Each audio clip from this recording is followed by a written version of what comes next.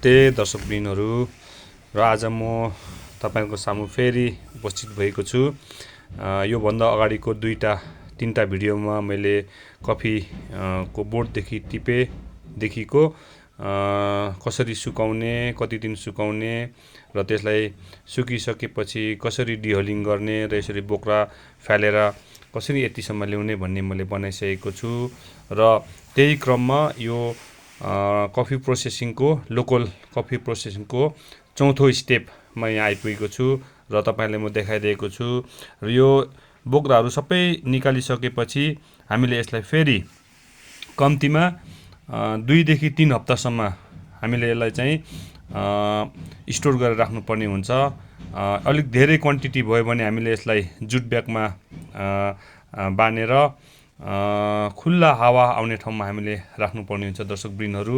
तर यो थोरै क्वान्टिटी भएकोले गर्दाखेरि यसलाई मैले यो सुतीको कपडामा पोको पारेर बानेर चाहिँ म यसलाई एउटा हावा आउने ठाउँमा चाहिँ राख्ने छु। झुन्डाएर राखे पनि भयो अथवा त्यतिकै राखे पनि भयो। र यो यसो गर्नुको मुख्य कारण चाहिँ यसमा जुन हामीले सुकाउन राख्दाखेरि यसमा फर्मेन्टेसन भएको हुन्छ त्यो कम्प्लिट भइसकेको हुँदैन र केही बाँकी यसको चेन्जेसहरू केमिकल चेन्जेसहरू बाँकी रहन्छ, जसले गर्दाखेरि यसको प्योर टेस्ट अर्गानिक टेस्ट कफीको हामीले लिन सकिन्छ। हो त्यो टेस्ट लिनको लागि हामीले यस्तो चेन्जेसहरू पुरा होस् भन्ने हेतुले हामीले यसलाई राख्ने हो। र हामीले यति राखिसकेपछि 2 देखि 3 हप्ता राखिसकेपछि हामीले यसलाई निकालेर अलिकति केही घाममा हल्का सुकाएर अथवा त्यतिकै पनि हामीले यसलाई रोस्ट गरेर मतलब भुटेर हामीले अब लोकल तरिका हो, फ्री प्यानमै हामीले फ्राई प्यानमा हामीले चाहिँ भुटेर यसलाई चाहिँ पाउडर बनाएर हामी कफी लिन सक्छौँ।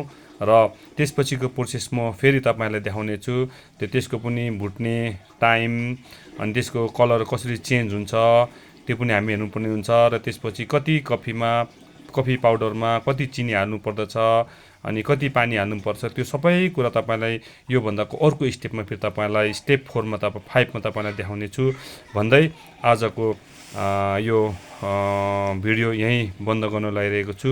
ल यो स्टेप 4 अन्तर्गत म यसलाई अब बानेर चाहिँ एउटा वेल भेन्टिलेटेड हावा चल्ने ठाउँमा चाहिँ सुकाएर स्टोर गरेर राख्ने छु। यति भन्दै यहाँहरुसँग बिदा हुन चाहन्छु।